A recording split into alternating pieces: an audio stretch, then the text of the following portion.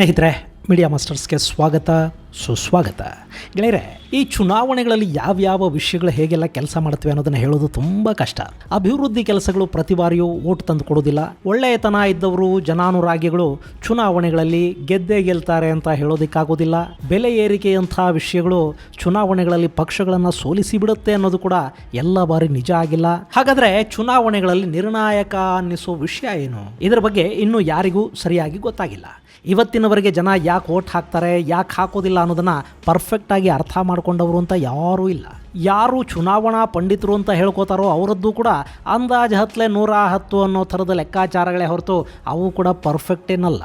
ಈಗ ವಿಷಯ ಏನು ಅಂದರೆ, ಒಡಿಸ್ಸಾದಲ್ಲಿ 24 ವರ್ಷಗಳ ಕಾಲ ಸತತವಾಗಿ ಆಳ್ವಿಕೆ ಮಾಡಿದ BJD ಇದೆಯಲ್ಲ, ಅದು ಈ ಬಾರಿ ಕಳಪೆ ಪ್ರದರ್ಶನ ತೋರಿಸೋದಕ್ಕೆ, ಅಲ್ಲಿ ಮೊಟ್ಟ ಮೊದಲ ಬಾರಿ BJPಯ ಕಮಲ ಅರಳೋದಕ್ಕೆ ಪುರಿಯ ಜಗನ್ನಾಥ ಕಾರಣ ಅನ್ನೋ ಒಂದು ವಾದ ಶುರುವಾಗಿದೆ. ಜಗನ್ನಾಥ ಮಂದಿರದ 3 ಬಾಗಿಲುಗಳನ್ನು ಮುಚ್ಚಿದ್ದಕ್ಕೇನೆ ಬಿಜು ಜನತಾದಳ ಅಲ್ಲಿ ಸೋಲನ್ನು ಕಾಣಬೇಕಾಯಿತು. ಅಲ್ಲಿನ ರಾಜ್ಯ ಸರ್ಕಾರದ ಈ ಕೆಲಸ ಒಡಿಸ್ಸಾದ ಜಗನ್ನಾಥ ಭಕ್ತರ ಸಿಟ್ಟಿಗೆ ಕಾರಣ ಆಯಿತು. ಹೀಗಾಗಿ BJDಯನ್ನು ಅಲ್ಲಿ ಸೋಲಿಸಲಾಯಿತು ಅನ್ನೋ ಒಂದು ವಾದ ಕೇಳಿ ಬರ್ತಾ ಇದೆ. ಹಾಗಾದರೆ ಏನಿದು ಜಗನ್ನಾಥ ಮಂದಿರದ ಬಾಗಿಲಿನ ವಿವಾದ? ಬನ್ನಿ ನೋಡೋಣ.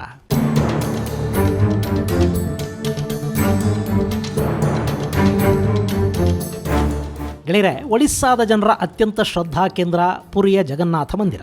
ಅದನ್ನು ಅವಂತಿಯ ರಾಜ ಇಂದ್ರದ್ಯುಮ್ನ ಅನ್ನೋನು ಕಟ್ಟಿಸಿದ್ದ ಅಂತ ದೇವಾಲಯದ ಪುರಾಣೇತಿಹಾಸ ಹೇಳುತ್ತೆ. ಅವಂತಿ ಅನ್ನೋದು ಪುರಾತನ ಭಾರತದ ಮಹಾಜನಪದಗಳ ಪೈಕಿ ಒಂದಾಗಿತ್ತು. ಇವತ್ತಿನ ನರ್ಮದಾ ನದಿ ತೀರದ ಅಂದರೆ ಮಧ್ಯಪ್ರದೇಶ ಹಾಗೂ ಒಂದಷ್ಟು ರಾಜಸ್ಥಾನದ ಭೂಭಾಗವನ್ನು ಒಳಗೊಂಡ ಪ್ರದೇಶ ಅವತ್ತು ಅವಂತಿ ಮಹಾಜನಪದ ಅಂತ ಕರೆಸಿಕೊಳ್ತಾ ಇತ್ತು. ಅದನ್ನು ಆಳ್ತಾ ಇದ್ದ ಇಂದ್ರದ್ಯುಮ್ನ ಅನ್ನೋನು ಈ ಮಂದಿರವನ್ನು ಪುರಿಯಲ್ಲಿ ಕಟ್ಟಿಸಿದ್ನಂತೆ. ಆನಂತರ ಇದರ ಜೀರ್ಣೋದ್ಧಾರವನ್ನು ಅದು ಎಷ್ಟು ಬಾರಿ ಮಾಡಲಾಯಿತು ಅನ್ನೋ ಬಗ್ಗೆ ಸರಿಯಾದ ಮಾಹಿತಿ ಸಿಗೋದಿಲ್ಲ. ಆದರೆ ಇತಿಹಾಸದ ಪುಟಗಳಲ್ಲಿ 10ನೇ ಶತಮಾನದ ಪೂರ್ವ ಗಂಗರ ಅರಸ ಅನಂತವರ್ಮನ್ ಚೋಡಗಂಗನಿಂದ ಈ ದೇವಾಲಯ ಮರು ನಿರ್ಮಾಣ ಆಯಿತು ಅನ್ನೋ ದಾಖಲೆಗಳಿವೆ. ಗೆಳೆಯರೆ, ಈ ಅನಂತವರ್ಮ ದೇವೇಂದ್ರವರ್ಮನ ಮಗ. ಇವನ ತಾಯಿ ಕಳಿಂಗ ಮಹಾದೇವಿ ರಾಜಸುಂದರಿ ರಾಜೇಂದ್ರ ಚೋಳನ ಮೊಮ್ಮಗಳು. ಹಾಗೆ ನೋಡಿದ್ರೆ ಈ ಅನಂತವರ್ಮ ಶೈವನಾಗಿದ್ದ.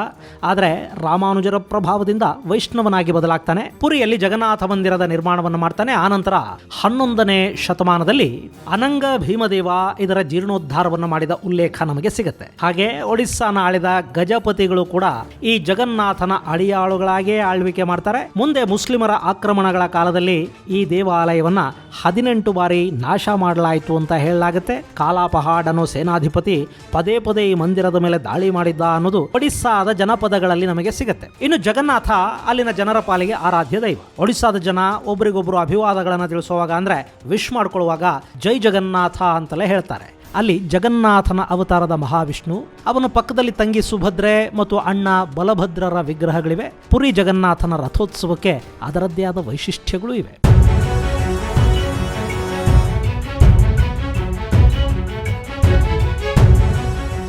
ಇನ್ನು ಚೈನಾ ವೈರಾಣುವಿನ ಸಂದರ್ಭದಲ್ಲಿ ದೇಶದ ಎಲ್ಲ ಮಂದಿರಗಳನ್ನು ಮುಚ್ಚಿದ್ರಲ್ಲ, ಹಾಗೆ ಪುರಿ ಜಗನ್ನಾಥ ಮಂದಿರದ ಬಾಗಿಲು ಕೂಡ ಹಾಕಲಾಯಿತು. ಮಾರ್ಚ್ 25, 2020ರಲ್ಲಿ ಮುಚ್ಚಿದ ದೇವಾಲಯದ ಬಾಗಿಲುಗಳನ್ನು ಮತ್ತೆ ಡಿಸೆಂಬರ್ ತಿಂಗಳಲ್ಲಿ ತೆರೆಯಲಾಯಿತು. ಆದರೆ ಏನೇನೋ ಕಾರಣಗಳನ್ನು ಕೊಟ್ಟು ಆ ದೇವಾಲಯದ 4 ಬಾಗಿಲುಗಳ ಪೈಕಿ 1 ಬಾಗಿಲನ್ನು ಮಾತ್ರ ತೆರೆದ್ರು. ಇನ್ನು 3 ಬಾಗಿಲುಗಳನ್ನು ಮುಚ್ಚೇ ಇಟ್ರು. ಜಗನ್ನಾಥ ಮಂದಿರಕ್ಕೆ ಪ್ರತಿನಿತ್ಯ ಸಾವಿರಾರು ಮಂದಿ ಭಕ್ತರು ಬರ್ತಾರೆ. ಒಂದೇ ಬಾಗಿಲು ತೆರೆದ್ರೆ ಅಲ್ಲಿ ಕ್ಯೂ ಜಾಸ್ತಿ ಆಗುತ್ತೆ.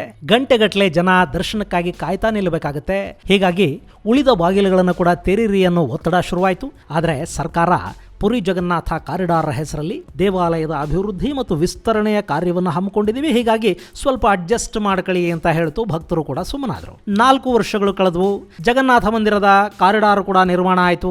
ದೇವಾಲಯದ ಪರಿಸರಕ್ಕೆ ಸೌಂದರ್ಯವನ್ನು ಕೊಡೋ ಕೆಲಸನೂ ಆಯಿತು. ಅಲ್ಲಿನ ಎನ್ಕ್ರೋಚ್ಮೆಂಟ್ಗಳನ್ನು ತೆರವುಗೊಳಿಸಿ ವಿಶಾಲ ರಸ್ತೆ, ಪರಿಕ್ರಮ ಮಾರ್ಗ ಎಲ್ಲವನ್ನೂ ಮಾಡಲಾಯಿತು.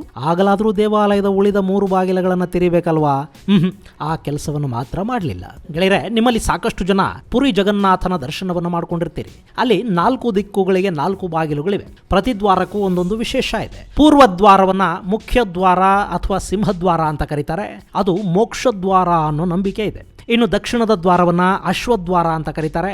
ಅದು ನಿಮ್ಮ ಕಾಮ ಅಂದರೆ ಆಸೆಗಳನ್ನು ಪ್ರತಿನಿಧಿಸುವ ದ್ವಾರ. ನೀವು ಆ ದ್ವಾರದಲ್ಲಿ ಪ್ರವೇಶ ಮಾಡಬೇಕು ಅಂದರೆ ಅನಗತ್ಯ ಆಸೆಗಳನ್ನು ತ್ಯಜಿಸಬೇಕು. ಆ ಥರದ ಸಂಕಲ್ಪವನ್ನು ಹೊತ್ತು ದಕ್ಷಿಣದ ದ್ವಾರದಿಂದ ಮಂದಿರ ಪ್ರವೇಶ ಮಾಡಬೇಕು. ಇನ್ನು ಪಶ್ಚಿಮದ ದ್ವಾರ, ಅದನ್ನು ವ್ಯಾಘ್ರದ್ವಾರ ಅಂತ ಕರೀತಾರೆ. ಅದು ಧರ್ಮದ ದ್ವಾರ ಕೂಡ. ಇನ್ನು ಉತ್ತರ ದ್ವಾರ ಹಸ್ತಿದ್ವಾರ ಅಥವಾ ಗಜದ್ವಾರ, ಅದು ಮಹಾಲಕ್ಷ್ಮಿಯ ಸಂಕೇತ. ಆ ದ್ವಾರದಲ್ಲಿ ದೇವಾಲಯವನ್ನು ಪ್ರವೇಶ ಮಾಡಿದ್ರೆ ಅಪಾರ ಸಿರಿ ಸಂಪತ್ತುಗಳು ಸಿಗುತ್ತವೆ ಅನ್ನೋ ನಂಬಿಕೆ ಇದೆ. ಯಾರು ಹಣ ಕೊಡುವಂತ ಬೇಡ ಹೋಗ್ತಾರೆ ಅವರು ಉತ್ತರದ ದ್ವಾರದಲ್ಲಿ, ಯಾರು ನನ್ನನ್ನು ಧಾರ್ಮಿಕ ಮಾರ್ಗದಲ್ಲಿ ನ್ಯಾಯ ನೀತಿ ತಪ್ಪದ ಹಾಗೆ ಬಾಳೋ ಥರ ನೋಡ್ಕೋ ಅಂತ ಬೇಡ್ತಾರೆ ಅವರು ಪಶ್ಚಿಮದ ದ್ವಾರದಲ್ಲಿ, ನನ್ನ ಆಸೆಗಳಿಂದ ನನಗೆ ಮುಕ್ತಿ ಕೊಡಿಸುವಂತ ಬೇಡುವವರು ದಕ್ಷಿಣದ ದ್ವಾರದಲ್ಲಿ, ಮೋಕ್ಷಾಕಾಂಕ್ಷಿಗಳು ಪೂರ್ವ ದ್ವಾರದಲ್ಲಿ ದೇವಾಲಯದ ಪ್ರವೇಶವನ್ನು ಮಾಡಬೇಕು ಅನ್ನೋದು ಒಂದು ನಂಬಿಕೆ. ಮತ್ತು ಆಯಾ ದ್ವಾರಗಳಲ್ಲಿ ಅದನ್ನು ಸಂಕೇತಿಸುವ ವಿಗ್ರಹಗಳು ಕೂಡ ಇವೆ.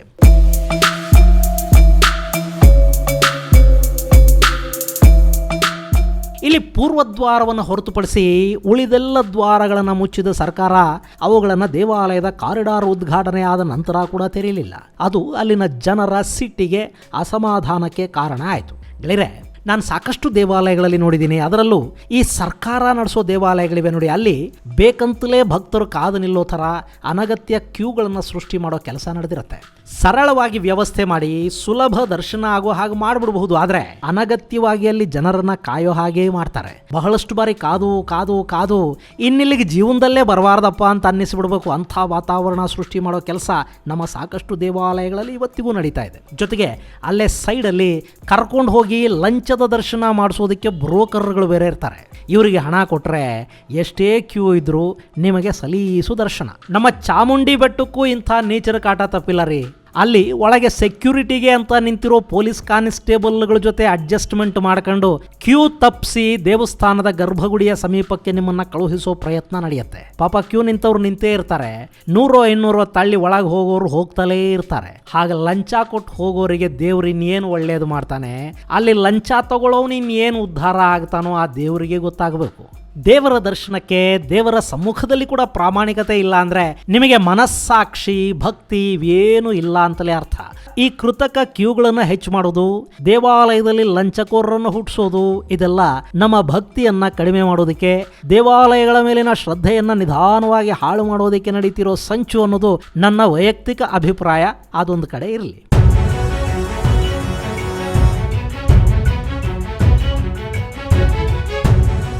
ಈ ಪುರಿ ಜಗನ್ನಾಥ ಮಂದಿರದ 3 ಬಾಗಿಲುಗಳನ್ನು ತೆರೆಯೋ ವಿಷಯದಲ್ಲಿ ಸರ್ಕಾರ ಜನರ ಮನವಿಗಳಿಗೆ ಸ್ಪಂದಿಸಲಿಲ್ಲ. ಮತ್ತೊಂದು ಕಡೆ ಬಿಜೆಪಿ ಪುರಿ ಮಂದಿರದ ಖಜಾನೆಯ ವಿಷಯವನ್ನು ಚರ್ಚೆಗೆ ತಗೊಂಡು ಬಂತು. ಅಲ್ಲಿ ಅಪಾರ ಸಂಪತ್ತಿರುವ ಖಜಾನೆಯ ಕೀ ಎಲ್ಲಿದೆ ಅನ್ನೋ ಪ್ರಶ್ನೆಯನ್ನು ಬಿಜೆಪಿ ಶುರು ಮಾಡಿತು. ಆ ಮಂದಿರದ ಸಂಪತ್ತಿನ ಬಗ್ಗೆ 1975ರಲ್ಲಿ ಒಂದು ಆಡಿಟ್ ನಡೆದಿತ್ತಂತೆ. ಆ ನಂತರ 1985ರಲ್ಲಿ ಅದರ ಬಾಗಿಲುಗಳನ್ನು ತೆರೆಯಲಾಗಿತ್ತು. ಅದಾದ ಮೇಲೆ ಇದುವರೆಗೆ ಖಜಾನೆಯ ಬಾಗಿಲು ತೆರೆದಿಲ್ಲ.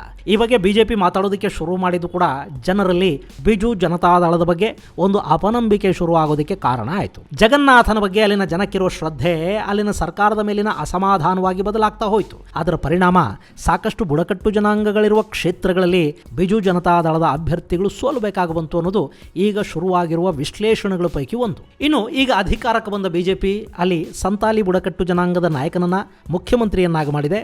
ಮಾಜಿ ಅಧಿಕಾರ ವಹಿಸಿಕೊಂಡು ಬೆನ್ನಲ್ಲೇ ಜಗನ್ನಾಥ ಮಂದಿರದ 3 ಬಾಗಿಲುಗಳನ್ನು ತೆರೆಸಿದ್ದಾರೆ. ಈಗ ಅಲ್ಲಿ 4 ದ್ವಾರಗಳಲ್ಲಿ ಪ್ರವೇಶ ಸಿಗುತ್ತೆ. ಹಾಗೆ 500 ಕೋಟಿ ರೂಪಾಯಿಗಳ ಮೊತ್ತದ ವಿವಿಧ ಯೋಜನೆಗಳನ್ನ ಜಗನ್ನಾಥ ಮಂದಿರಕ್ಕಾಗಿ ಹೊಸ ಸರ್ಕಾರ ಘೋಷಣೆ ಮಾಡಿದೆ. ಗೆಳೆಯರೆ, ಅಂತೂ ಜಗನ್ನಾಥ ಮಂದಿರದ ನವೀಕರಣ ಮಾಡಿ ಅದರ ಸೌಂದರ್ಯವನ್ನ ಹೆಚ್ಚು ಮಾಡಿದ ನಂತರ ಕೂಡ ಅದರ ಇನ್ನುಳಿದ 3 ಬಾಗಿಲುಗಳನ್ನ ತೆರೀಲಿಲ್ಲ ಅನ್ನೋ ಕಾರಣಕ್ಕೆ ಅಲ್ಲಿನ ಜನ ಸರ್ಕಾರವನ್ನೇ ಕೆಡವು ಬಿಟ್ರ. ಜನರ ಮನಸ್ಸಲ್ಲಿ ಹೇಗೆ, ಯಾವಾಗ, ಯಾವುದು ಟ್ರಿಗರ್ ಆಗತ್ತೆ ಅಂತ ಹೇಳೋದು ತುಂಬಾನೇ ಕಷ್ಟ ಅಲ್ವಾ? ಇದು ಗೆಳೆಯರೆ ಪುರಿ ಜಗನ್ನಾಥ ಮಂದಿರದ 4 ದ್ವಾರಗಳ ಕುರಿತಾದ ಒಂದಷ್ಟು ಮಾಹಿತಿ. ಮುಂದಿನ ಸಂಚಿಕೆಯಲ್ಲಿ ಮತ್ತಷ್ಟು ವಿಶೇಷಗಳ ಜೊತೆ ಮತ್ತೆ ಭೇಟಿಯಾಗೋಣ. ಅಲ್ಲಿವರೆಗೆ ಜೈ ಹಿಂದ್, ಜೈ ಕರ್ನಾಟಕ.